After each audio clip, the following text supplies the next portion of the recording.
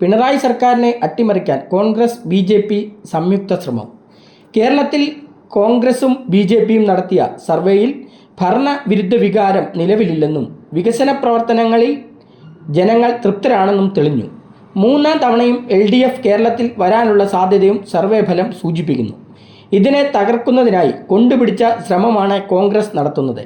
കോൺഗ്രസ് തിരഞ്ഞെടുപ്പ് task force തലവൻ സുനിൽ കനഗോലുവിൻ്റെ നിർദ്ദേശപ്രകാരം ഭരണവിരുദ്ധ വികാരം ആളിക്കത്തിക്കുന്നതിനായി കോൺഗ്രസിൻ്റെ നേതൃത്വത്തിൽ ബി.ജെ.പിയുടെ പിന്തുണയോടുകൂടി കേരളം ഒട്ടാകെ സമര നാടകങ്ങൾ അരങ്ങേറും. കേരള ഗവൺമെൻറ്റിൻ്റെ സാമ്പത്തിക അവസ്ഥ വളരെ മോശമാണ്. ഇതിന് പ്രധാന കാരണം കേന്ദ്രം കേരളത്തോട് കാണിക്കുന്ന അവഗണനയും സാമ്പത്തിക ഉപരോധവുമാണ്.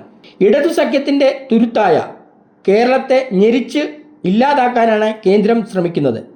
പിണറായിയുടെ നേതൃത്വത്തിൽ ബി.ജെ.പി. ഇതര ഭരണത്തിലുള്ള സംസ്ഥാനങ്ങൾ ശക്തി പ്രാപിക്കുന്നതും കേന്ദ്ര അവഗണനയ്ക്കെതിരെ ശക്തമായ നിലപാടെടുക്കുന്നതും മോഡിക്കും ബി.ജെ.പിക്കും ഒരു തലവേദനയായിരിക്കുകയാണ്.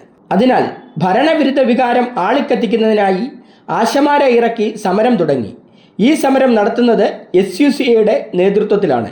ഇവർക്ക് ഫണ്ട് നൽകുന്നതാകട്ടെ കോൺഗ്രസും ബി.ജെ.പിയും. വരും ദിവസങ്ങളിൽ അംഗൻവാടി ടീച്ചേഴ്സ്, മത്സ്യത്തൊഴിലാളികൾ, നെൽകർഷകർ, ചുമട്ടുതൊഴിലാളികൾ, കെട്ടിട നിർമ്മാണ തൊഴിലാളികൾ, private bus owners association, private bus തൊഴിലാളി സംഘടന, റേഷൻ ഷോപ്പ് ഉടമകൾ എന്നുവേണ്ട കേരളത്തിലെ ഓരോ സംഘടനകളെയും സമരത്തിന് സജ്ജരാക്കുകയാണ് കോൺഗ്രസും ബി.ജെ.പിയും ചെയ്യുന്നത്.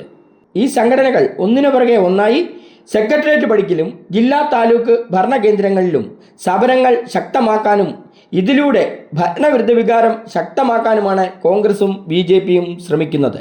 സമരങ്ങൾക്കാവശ്യമായ പബ്ലിസിറ്റി നൽകുന്നതിന് വലതുപക്ഷ മാധ്യമങ്ങൾക്കും അതിലെ പ്രധാനികൾക്കും ധാരാളം പണം ഒഴുക്കിയതായും സൂചനയുണ്ട്. Zag news, Thiruvananthapuram. Ultimate entertainment destination. Watch SAG News. നേരിന്റെ വാർത്തകൾ നിങ്ങളുടെ വിരൽത്തുമ്പിലെത്താനായി സാഗ് ന്യൂസ് ചാനൽ സബ്സ്ക്രൈബ് ചെയ്തും ഷെയർ ചെയ്തും ഒരു ശരിയായ മാധ്യമ നിലപാടിനൊപ്പം നിൽക്കാൻ ഞങ്ങൾ നിങ്ങളെ ക്ഷണിക്കുന്നു.